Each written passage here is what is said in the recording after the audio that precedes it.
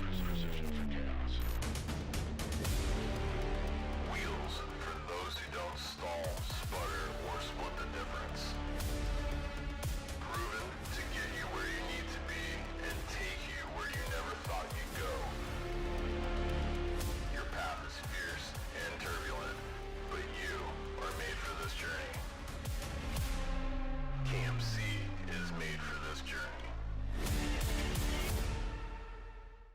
Mark, why does the growers company buy Ford? Is there any particular reason for that? Yes, we do, because we depend on a good product, and Ford has been good to us in the past. We put a lot of miles on our vehicles, and they hold up for us, Joe. And it was a long time ago, Mark, but you're still buying Ford trucks from Alexander Ford. We sure do, and we get the same great service even today at Alexander Ford. Alexander Ford. We were here for you then, here for you now, and long into the future. A difference you can count on.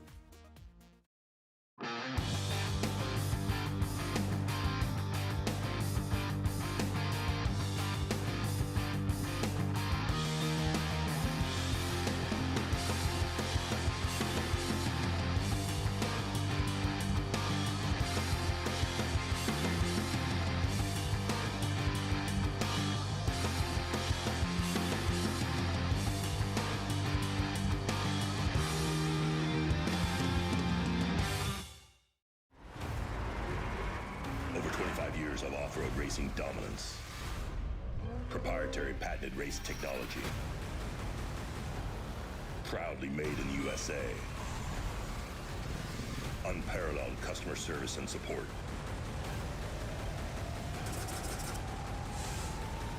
The choice of champions. King Shocks. The leader in off-road shock technology. All right, guys, welcome back. We are here once again. It's our third hour update now. It is 1 p.m. here during the Best in the Desert Silver State 300 here on Fishgistics. What do you guys think? Kind of a fast race going so far, huh? The leaders are about halfway done, a little over halfway, and we'll go over and check in on the board in a minute, on the leaderboard. But pretty much it's been an uneventful day besides, BJ Baldwin getting out and then his truck being rolled over next to the MacArthur truck that was off track. Other than that, really, I haven't heard of any incidents today, really, or much to report on. Cell phone service really sucks at this race. It is a little better this time than it was in years past. We have been getting some stuff at some of the pits and stuff, but out on course, it's really hard. I know Jason Beam is out there. He was able to send us a couple pictures out there on course, so that's cool at least. But it's really hard to get much footage for you guys this race. But let's go over and look at the tracking map. So we have the number one started out front, and they are still up front. And let's see, we're just getting more updates. Yeah, okay. All right, so the number one, Concrete Motorsports, Kevin Thompson and Harley Letner started first. They are still running first. They've been up front all day. Their lead is actually growing, and we'll probably go look at that in a second on the time board. Behind them, we have Adam Householder. He is running second. He started second, so he's pretty much staying in the same spot all day so far. Behind him, we have Kyle Jurgensen, still third on the road. Jack's Redline, here's somebody that's moving up right here. So Jack started back a little ways. Actually, if I look at my starting order, Jack's Redline started, actually he started fourth, so he's in the same spot too. He actually started in the Porter truck, the Wade Porter truck, number 53.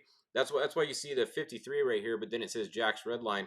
And then if you look on the map, it actually says the 22 on the number. So Jack's is normally 22, but he's running the 53 truck as driver of record.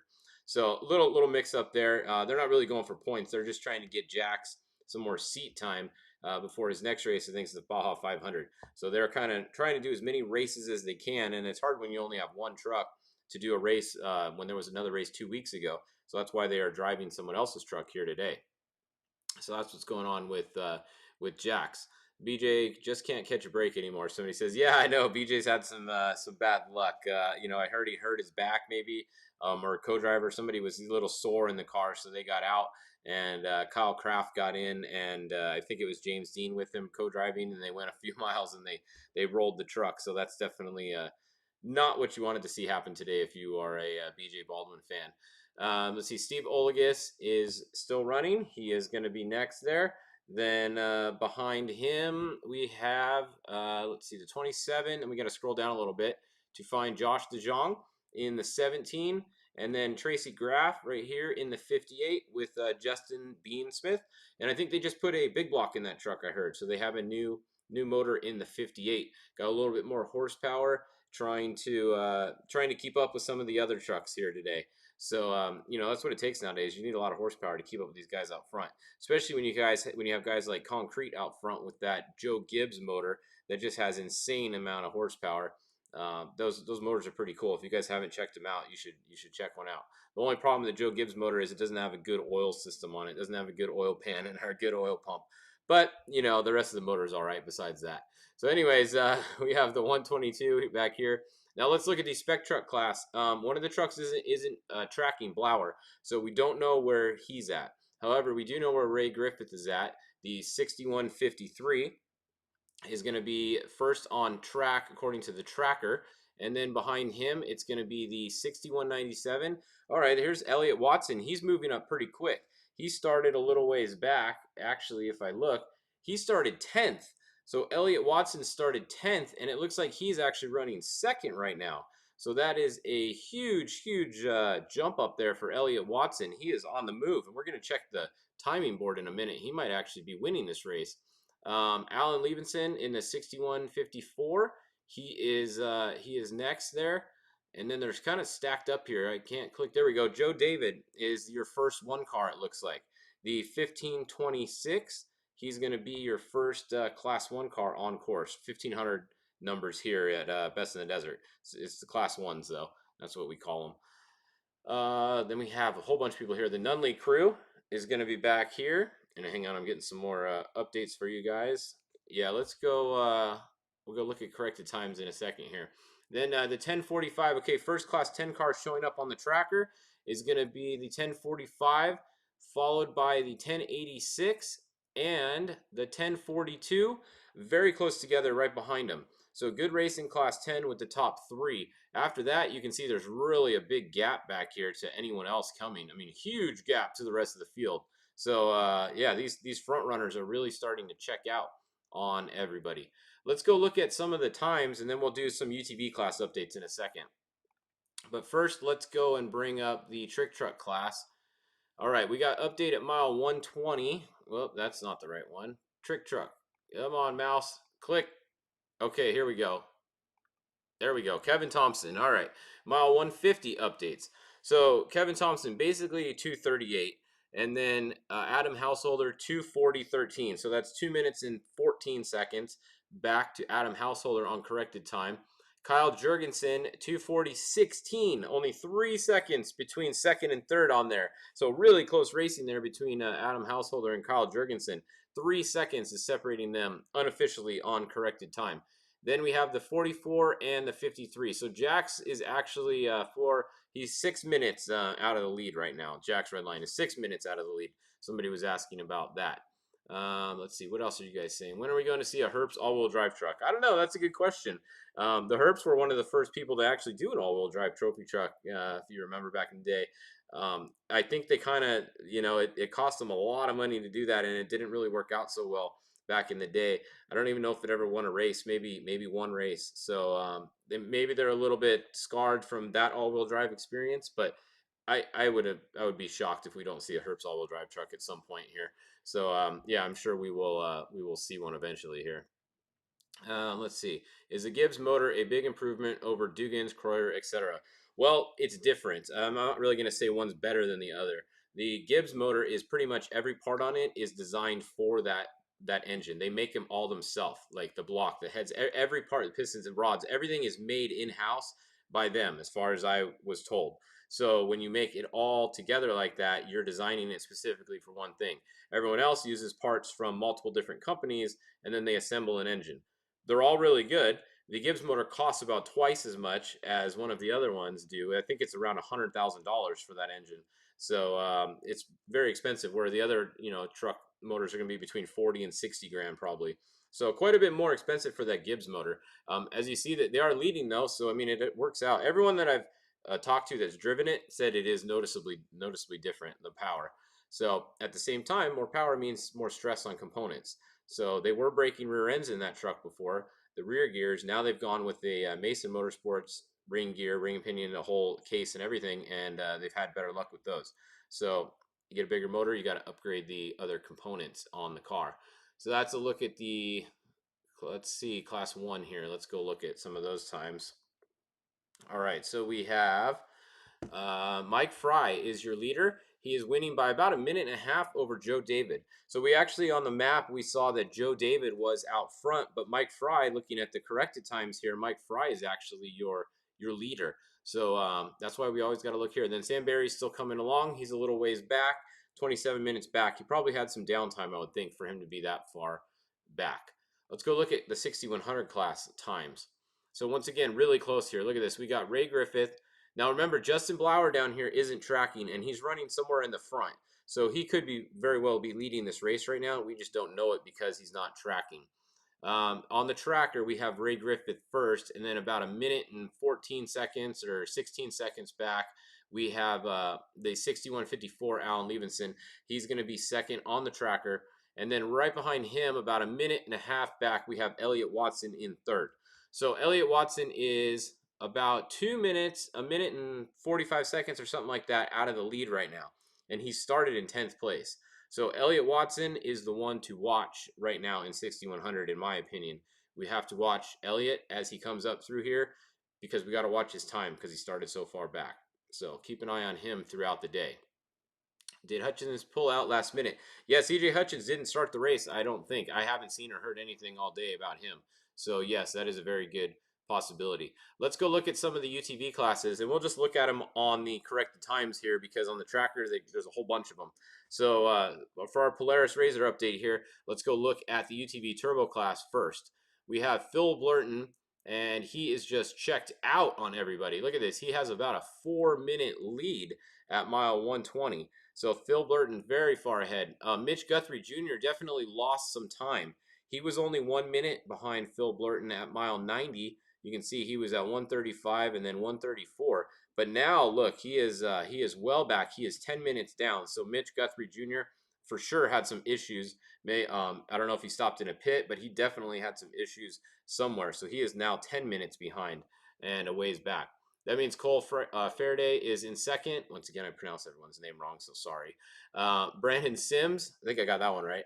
He is in third. He's about 4 minutes back, but look at, he is only a couple seconds, about 20 seconds or so out of second place. And then Austin Weiland in that new Tisco built car is running in the fourth position right now on the tracker. Let's see. He needs gonna be good. Turn one. Yep. All right. So Sam can't change his own flat in under 5 minutes. He needs a 2-seater. Yeah, I know. If Sam Barry gets a flat tire, he's the only one in the car. He's got to get out and change it. So that's a look at your UTV Turbo. Now let's go look at the UTV Unlimited class. So Chris Blaze looks like he's still in front by 2 minutes at mile 120. However, these other guys haven't come through 120 yet. So if we go back at mile 90, we can see Chris had a 2-minute lead. It's still consistent with his 120 update. He's got about a 2-minute lead there as well. So definitely it was close between third and fourth. So I'd like to see them come through mile 120 here before we can get a good update on the UTV Unlimited class. We can try to get the UTV Pro class. All right, so the UTV Pro, this is going to be the NA Pro, so the naturally aspirated UTVs.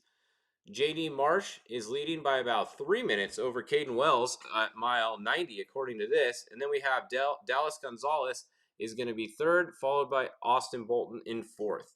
So very good racing in all these UTV classes, especially this class. If you look right there, once you get past first position, the other classes are very, very close behind him there.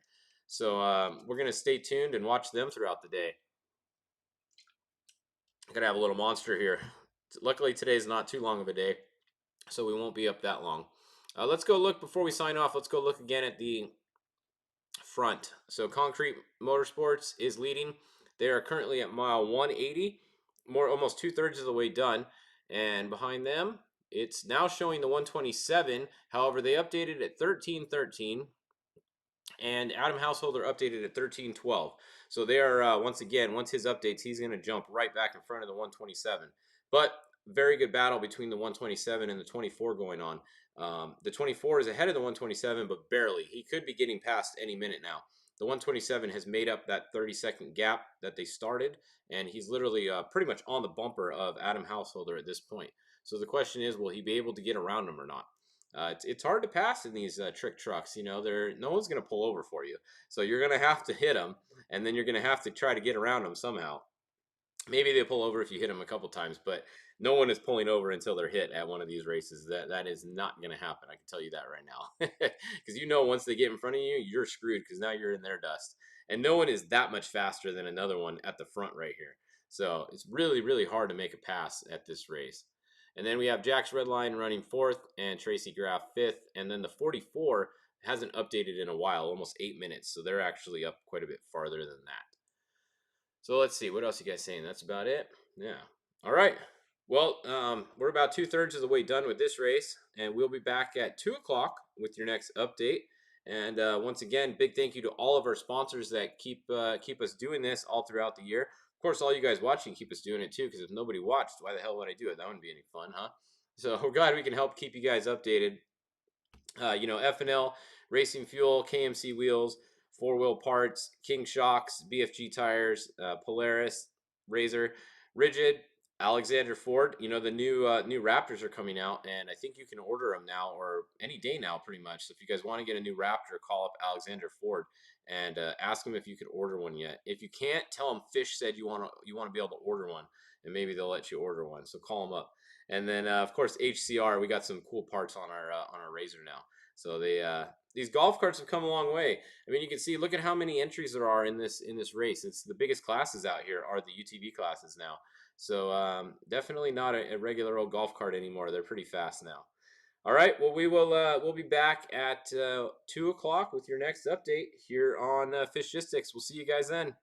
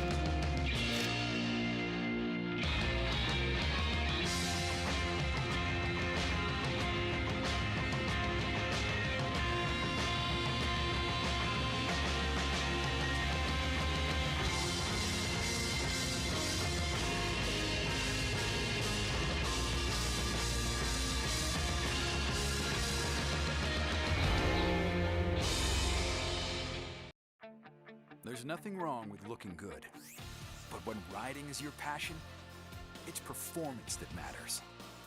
Like having the off-road's most advanced suspension.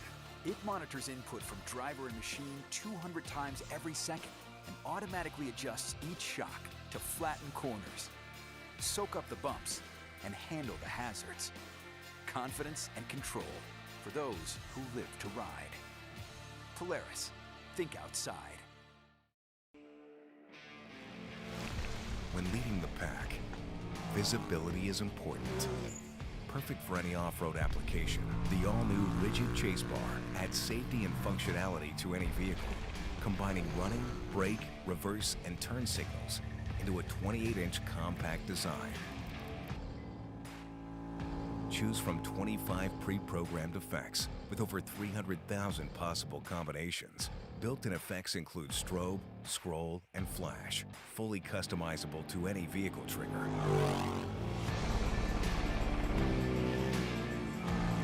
The Rigid Chase Bar is the industry's most advanced rear-facing light, providing off-road enthusiasts one more way to own the night.